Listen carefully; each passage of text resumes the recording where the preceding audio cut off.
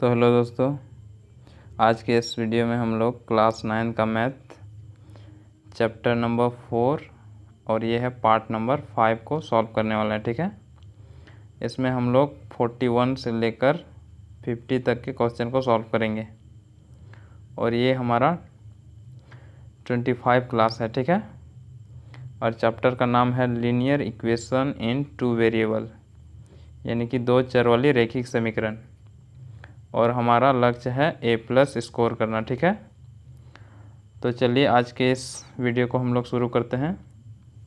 तो देखिए question number 41, इसमें कहा गया है रैखिक समीकरण क्या है। y रेखा हमें दिया गया है, रेखा का समीकरण है y mx + c के समीकरण में c दर्शाता है, यानी कि ये जो हमें दिया गया है y mx + c, इसमें c को हम लोग क्या कहते हैं, यानी कि c क्या दर्शाता है। ठीक है, तो c क्या दर्शाता है, y अंतःखंड दर्शाता है। ठीक है, यानी कि ये दर्शाता है, मान लेते हैं ये हमारा ग्राफ है, इसमें दर्शाता है c क्या दर्शाता है, c दर्शाता है y अक्ष के अंतःखंड को। अंतःखंड का मतलब ये कट जहाँ पे वो समीकरण हमें दिया गया है, जो समीकरण वो इस बिंदु पर कट कर रहा है। कहाँ बिंदु, किस बिंदु पर, c बिंदु पर। ठीक है, उसका मतलब ये होता है, यानी कि ये जो c है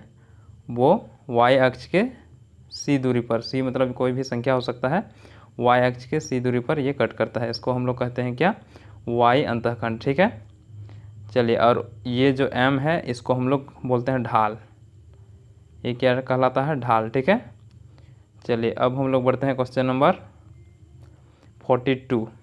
क्वेश्चन नंबर 42 में कहा गया है y mx + c रेखा है, यानी कि ये रेखा क्या है, मूल बिंदु से गुजरने वाली या मूल बिंदु से नहीं गुजरने वाली, या y अक्ष के समांतर, या यहाँ क्या है, x अक्ष के समांतर या y अक्ष के समांतर।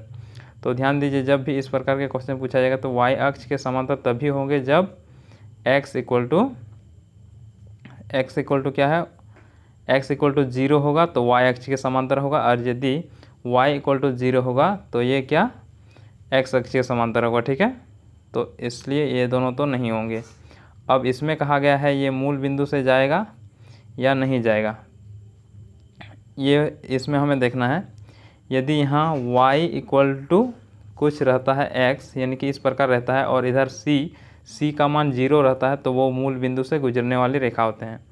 ठीक है, यदि यहाँ c 0 होता तो वो मूल बिंदु से गुजर जाता, लेकिन ये क्या है, y mx + c है, इसका मतलब ये हुआ कि ये मूल बिंदु से नहीं गुजरता है। ठीक है, चलिए अब हम लोग देखते हैं क्वेश्चन नंबर 43। क्वेश्चन नंबर 43 में दिया गया है y x, वह रेखा जिसका ढाल क्या है, 1 होता है। ठीक है, जब भी x y या y 0 नहीं, x, ये समीकरण एक ही है, इसको आगे पीछे कर दिए हैं। ठीक है, इसका ढाल क्या होता है, 1 होता है। ठीक है, चलिए अब हम लोग बढ़ते हैं क्वेश्चन नंबर 44।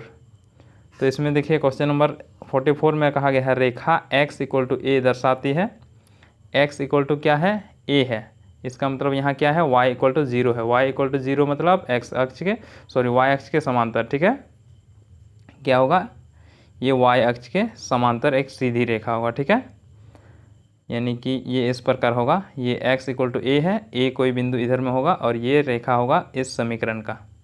ठीक है, तो ये होगा इस समीकरण का, इसका मतलब y अक्ष के समांतर, ये y अक्ष हुआ, इसके समांतर ये वाला x a का समीकरण का रेखा होगा। ठीक है, चलिए अब हम लोग बढ़ते हैं क्वेश्चन नंबर 45। इसमें कहा गया है y b, y क्या है, b दर्शाती है, क्या दर्शाती है, x अक्ष के समांतर सीधी रेखा को, या y अक्ष के समांतर सीधी रेखा को, या x अक्ष के समीकरण को, या y अक्ष का समीकरण को।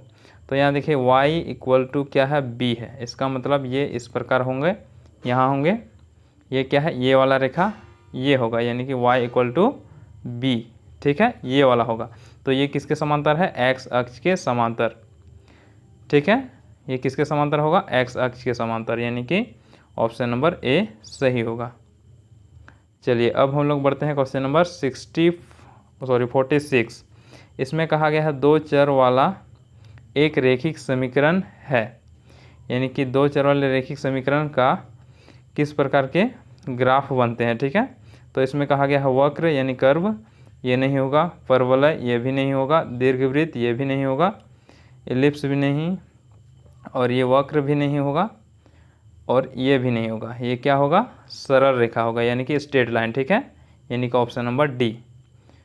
चलिए अब हम लोग बढ़ते हैं क्वेश्चन नंबर 47। इसमें कहा गया है 2 चर में सीधी रेखा का समीकरण है। क्या कहा गया है, 2 चर में सीधी रेखा का समीकरण, तो क्या होगा, रेखिक होगा। ठीक है, रेखिक समीकरण होगा।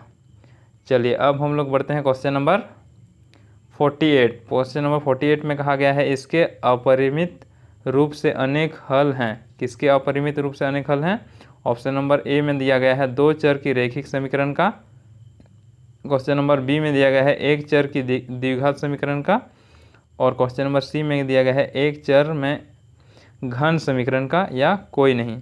तो एक इसके अपरिमित रूप से अनेक हल होंगे, हम लोग जानते हैं क्या, ये 2 चर वाले रैखिक समीकरण के अपरिमित रूप से अनेक हल होते हैं। ठीक है, चलिए अब हम लोग बढ़ते हैं क्वेश्चन नंबर 49, यानी कि सेकेंड लास्ट क्वेश्चन। ठीक है, टोटल हम लोग प्रत्येक क्लास में 10-10 क्वेश्चन सॉल्व करते हैं, तो ये हमारा सेकेंड लास्ट है। तो यहाँ देखिए क्या दिया गया है, यदि रेखा का समीकरण ax plus B Y equal to C, sorry C minus C कर सकते हैं, क्योंकि इसको हम लोग इधर लिख सकते हैं। ठीक है, तो इसमें कहा गया है इसका ढाल को हम लोग निकालने के लिए हम लोग इस समीकरण को किस रूप में लिखेंगे, y equal to M X plus C के रूप में लिखेंगे। ठीक है, और y equal to M X plus C के रूप में लिखने के बाद यहाँ x का गुणांक जो आएगा वही होगा इसका ढाल। ठीक है, तो चलिए इसको हम लोग पहले लिख लेते हैं, ये वाला पेज में लिखते हैं। ठीक है, हमें दिया गया है ax प्लस वाई, सॉरी यहाँ क्या है बी वाई है प्लस सी इक्वल टू 0, ये हमें दिया गया है। अब यदि हम लोग इसको लिख सकते हैं बी वाई इक्वल टू क्या लिख सकते हैं, माइनस ए एक्स प्लस सी। अब ये जो b है इसको हम लोग इधर डिवाइड में ला सकते हैं, तो हमें मिलेगा y equal to minus a upon b x plus c, sorry minus होगा, माइनस का c होगा, यहाँ प्लस है यह तो माइनस होगा, माइनस अपॉन b। ठीक है, तो ये जो x का गुणांक आया यानी कि माइनस ए अपॉन बी, यही होगा क्या, m का मतलब ढाल। ठीक है, तो देख लीजिए कि कौन वाला ऑप्शन सही है, ये वाला ऑप्शन नंबर डी। ठीक है, m equal to minus a upon b, ये वाला आंसर सही होगा। चलिए अब हम लोग देखते हैं लास्ट वाला क्वेश्चन। इस क्लास का लास्ट क्वेश्चन ये हम लोग के पास है। इसमें दिया गया है रेखा का ढाल 5x minus 10y plus 6 equal to 0। ये भी सेम उसी प्रकार के प्रश्न हैं। अब इसमें हम लोग क्या करेंगे, y equal to M X plus C के रूप में लिखेंगे। ठीक है, तो इसको हम लोग लिखेंगे तो कैसे होगा, हमारे पास हमें मिलेगा 5x minus 10y equal to minus 6। अब इसको हम लोग इधर कर लेते हैं, इसको इधर भेजेंगे और इसको इधर। ठीक है, इसको इधर ही रहने देंगे, इसको हम लोग इधर भेज रहे हैं, तो हमारे पास आएगा 10y इक्वल टू, इसे सॉल्व करने के बाद हमारे पास आएगा 10y equal to 5x plus 6। अब ये जो 10 है इसको डिवाइड कर देंगे यहाँ दोनों जगह, तो यहाँ आएगा 5 अपॉन 10 और यहाँ आएगा 6 अपॉन 10।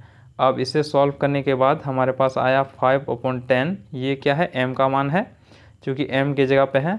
हम लोग जानते हैं y equal to M X plus C, यहाँ जो m यानी कि x का जो गुणांक आता है वही ढाल कहलाता है, तो हम लोग उसी रूप में इसको लिखें। और यहाँ जो आया 5 अपॉन 10 यही होगा ढाल यानी कि m। अब इसको कट करेंगे तो हमारे पास आएगा 1/2, यानी कि क्या आएगा, हाफ। तो ऑप्शन नंबर देख लीजिए कौन वाला सही है, ये वाला ऑप्शन नंबर सी सही होगा। ठीक है, m इक्वल टू 1/2।